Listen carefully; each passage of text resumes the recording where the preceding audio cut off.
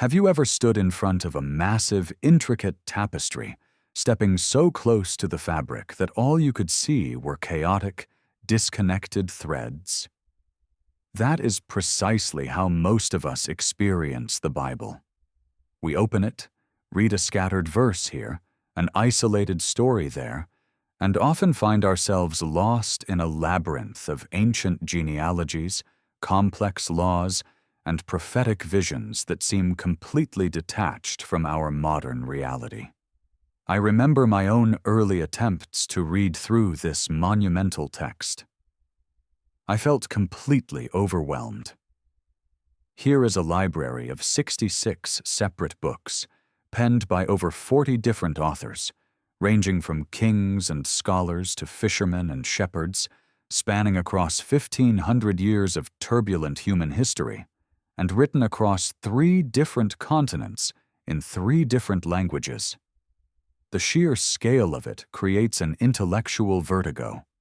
It is incredibly easy to lose the forest for the trees, to miss the grand, unifying narrative, because we are too busy trying to untangle the localized histories of the ancient Near East.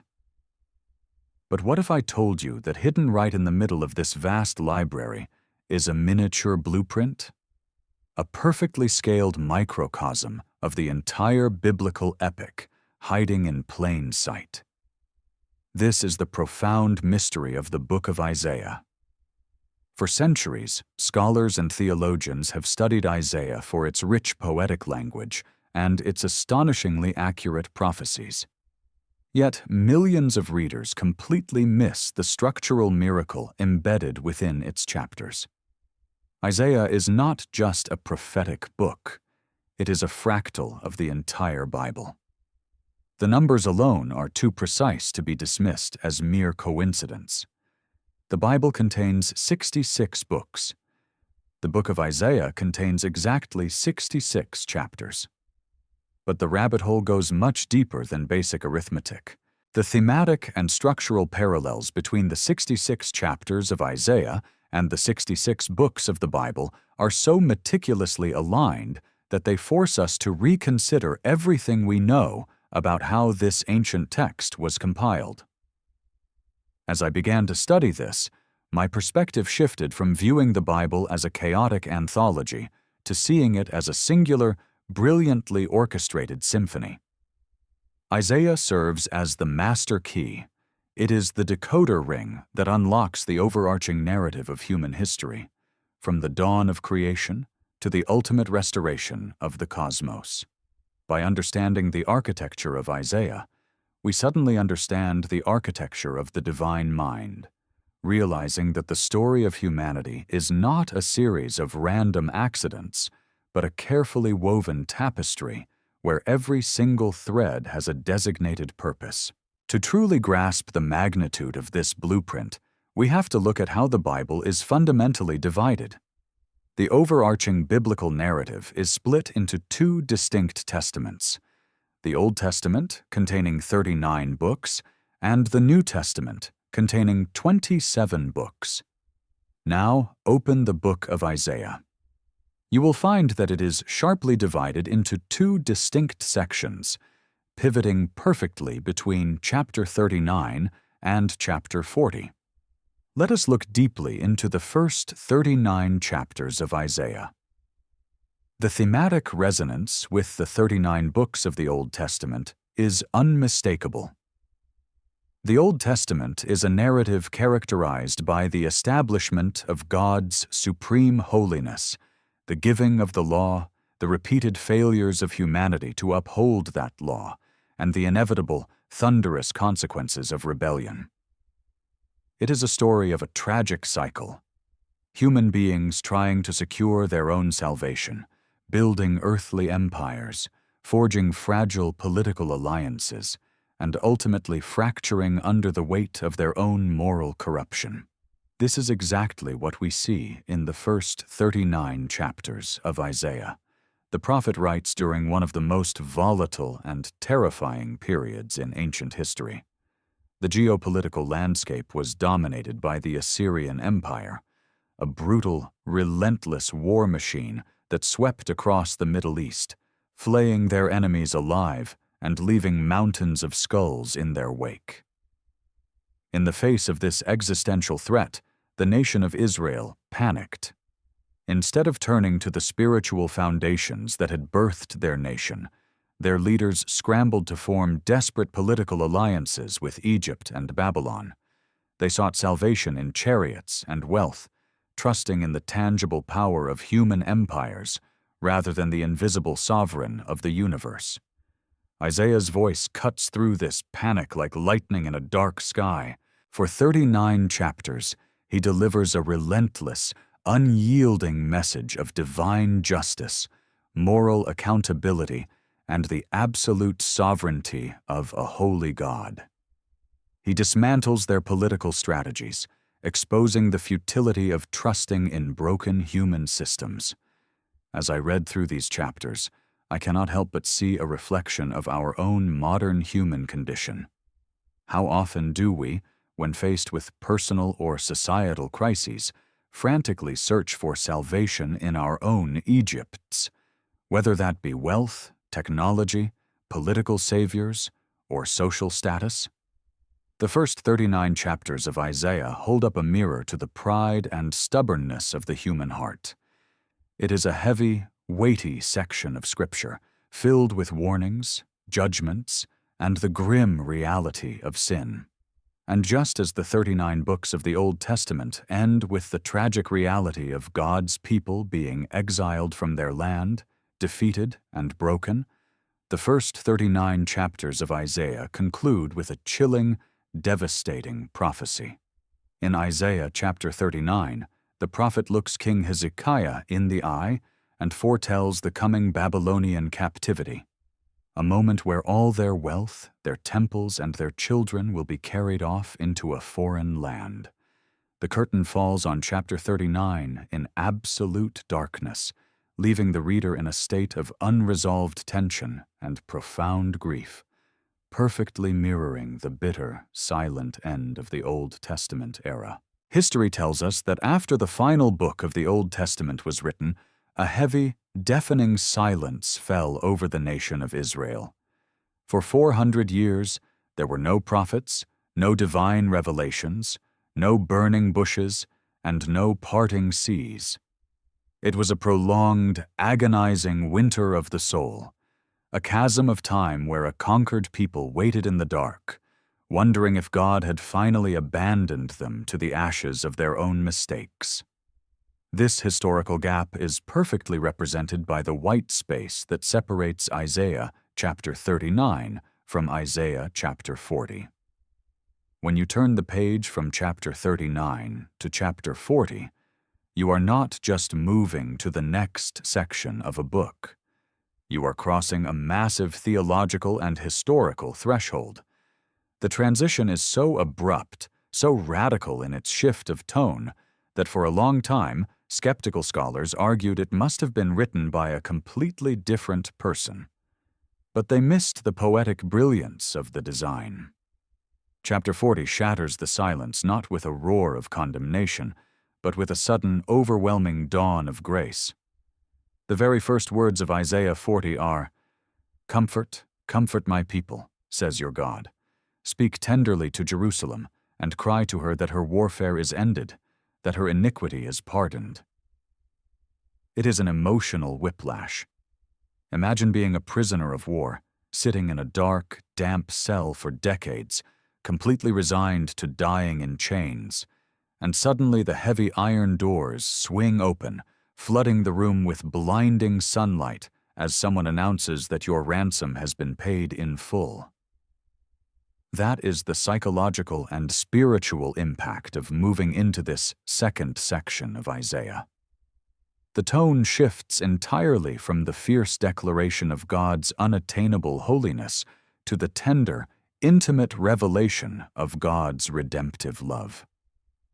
The long, exhausting era of trying to earn salvation through the law is over. The era of unmerited grace has aggressively burst onto the scene. This brings us to the astonishing realization that the final 27 chapters of Isaiah, chapters 40 through 66, serve as a perfect mirror for the 27 books of the New Testament. The New Testament begins with the four Gospels, and right at the start of those Gospels, we are introduced to a wild, eccentric figure living in the desert, John the Baptist. He is the herald, the one preparing the way for the Messiah. Where does the New Testament get the vocabulary to describe him? Directly from the opening lines of Isaiah 40. A voice cries, "In the wilderness prepare the way of the Lord. Make straight in the desert a highway for our God." The 27 books of the New Testament and the 27 concluding chapters of Isaiah begin with the exact same announcement. But the parallels become even more breathtaking as we dive deeper into the core of the Christian message. The absolute beating heart of the New Testament is the life, death, and resurrection of Jesus Christ. The early Christians did not have the New Testament documents compiled yet. They preached the gospel using the Old Testament, and their primary text was the 53rd chapter of Isaiah. Written 7 centuries before the Roman Empire even perfected the cruel art of crucifixion, Isaiah 53 provides a biometric, psychological, and spiritual autopsy of the suffering Messiah. It is here that Isaiah develops the concept of the suffering servant. In the ancient world, people expected salvation to come riding on a war horse. They wanted a political conqueror, a military genius who would slaughter their enemies and establish an earthly utopia. We still want that today, don't we? We constantly look for strong men and powerful leaders to force the world into shape. Yet, Isaiah intricately details a Savior who does the exact opposite. He speaks of a man who has no form or majesty that we should look at him, a man who is despised and rejected, who bore our griefs and carried our sorrows. He prophesies that this servant will be pierced for our transgressions and crushed for our iniquities, and that by his wounds we are healed. When I sit quietly and meditate on Isaiah 53, I am deeply moved by the quiet, subversive nature of divine love. It completely inverts the human power pyramid. The ultimate victory over evil was not won through violence, coercion, or political dominance, but through a radical, self-sacrificing surrender.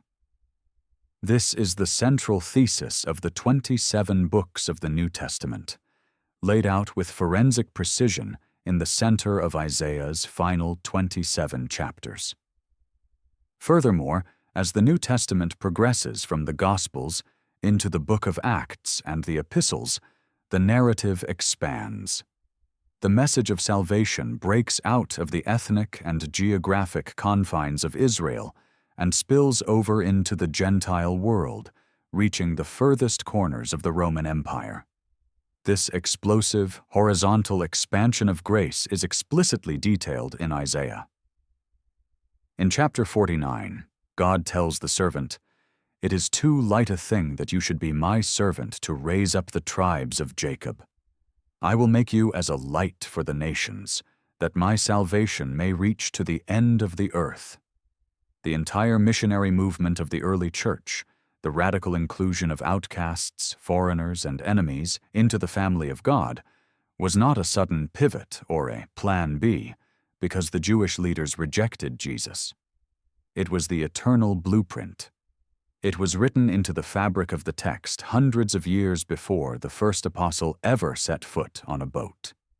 The 27 chapters of Isaiah's second half perfectly map out the theological trajectory of the 27 books of the New Testament, beginning with the herald in the wilderness, climaxing at the substitutionary sacrifice of the suffering servant, and exploding outward into a global movement of grace.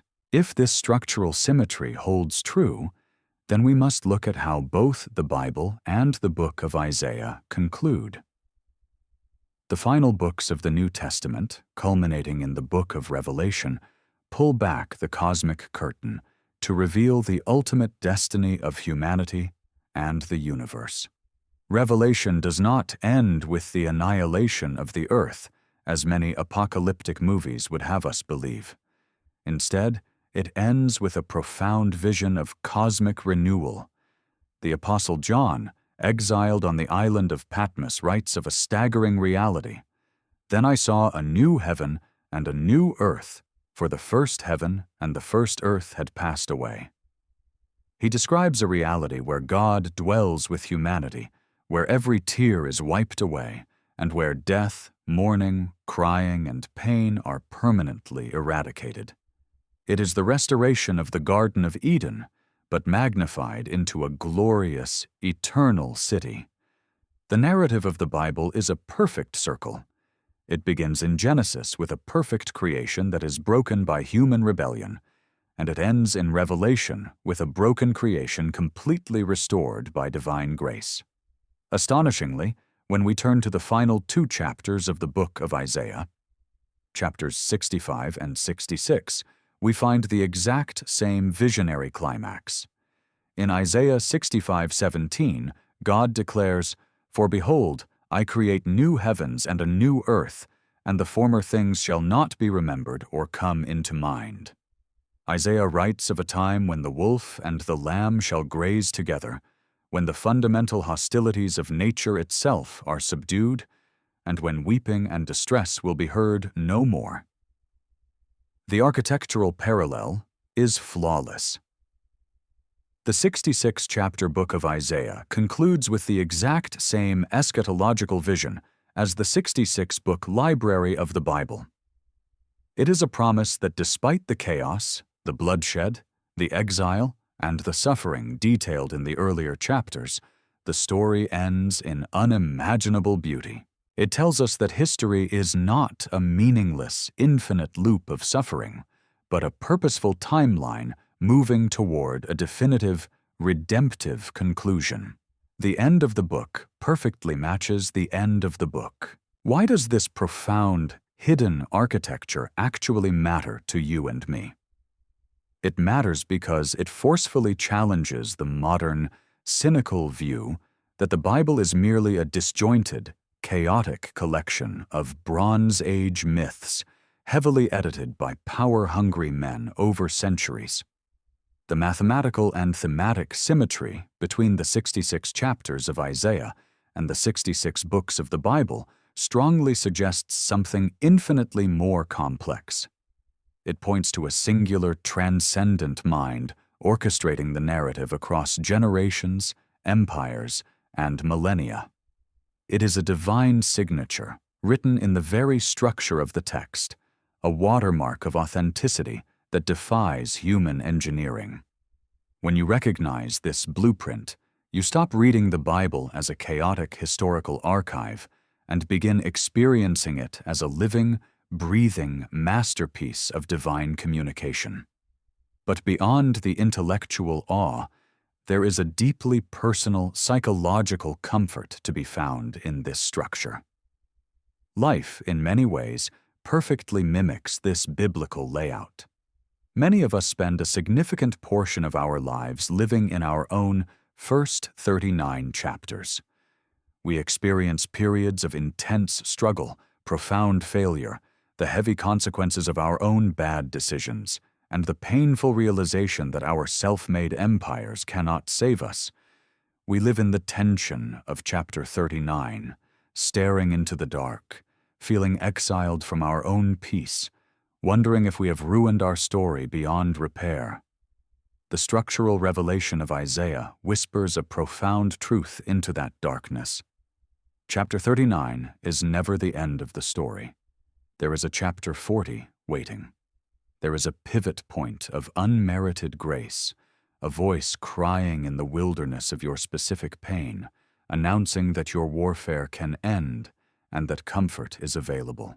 The overarching message of this 66-chapter microcosm is that God's grand narrative, and by extension, the narrative He desires for your life, always moves from the exhaustion of human effort to the liberating rest of divine grace, culminating in ultimate restoration. The book of Isaiah is not just the key to understanding the entire Bible, it is the key to understanding the trajectory of redemption itself. It invites us to stop desperately trying to build our own salvation in the first half of the book, and to boldly step into the unearned, staggering grace of the second half.